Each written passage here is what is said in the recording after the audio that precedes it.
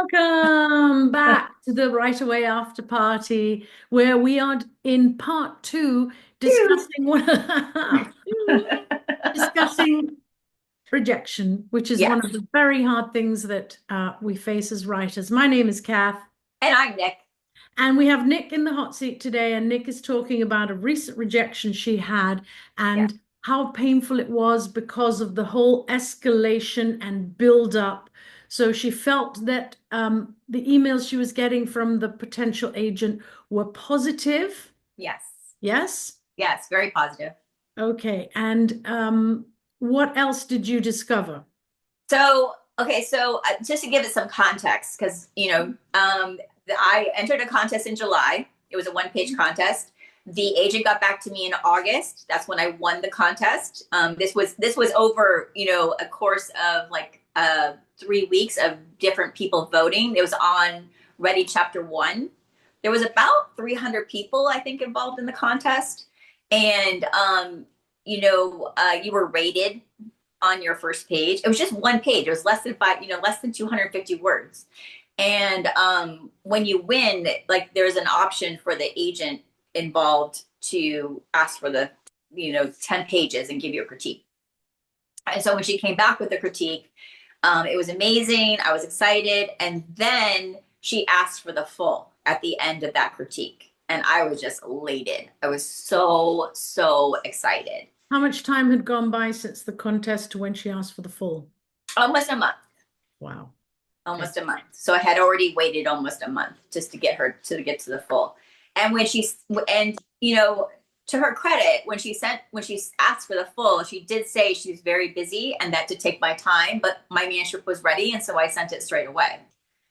And then September went by, and October went by, and in October I was asked for a full from another agent. So a different agent asked me for my full because I was still querying. And Mhm. and then when that agent asked, no, the agent asked for 30 pages and then asked for a full. So in the course of October, I had a full out, I had 30 pages out, and then I had a full out. And then in December, I nudged the agent that had I won the contest from. I just asked her like how things are going, where is she at with the process, and then she said she'd get back to me by February. And that was kind of daunting. I was kind of like, oh my gosh, really? So like it just really told me that she probably hasn't read the manuscript yet. And then when I saw in Publishers Week, I saw in Publishers Marketplace that she just had a six-figure deal with another new client. She said it was a new client in on her Facebook page. I was like, oh, so she's really busy. She's really active and she's really busy, and that's awesome. But it gave me the feeling like that my book has really kind of fallen to the wayside. Mhm. And instead of, I think what I did wrong. This is where I think I could have done something better. I think I would have been it would have been appropriate, I think, for me to reach out to her and just tell her to take her time. That I don't need to hear back by February. I think if I would have given her that opportunity, I think I would have gotten a different result. I really do think so. Interesting. I think if I would, Would you write back to her now after her rejection? Was it sort of a boilerplate rejection, this one? it was such a weird rejection after having so much interaction with her, from the first, time that we interacted on the email.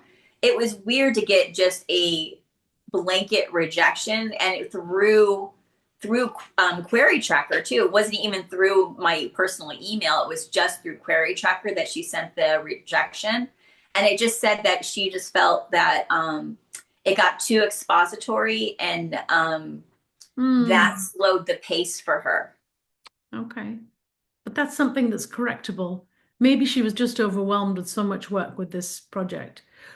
Yeah, and it just got really confusing, and I think that's what we'll talk about the next episode, because the first agent said something totally different. So that's why the rejection is so subjective, So right? subjective. See you next time on the Right Away After Party for part three on rejection. Yes.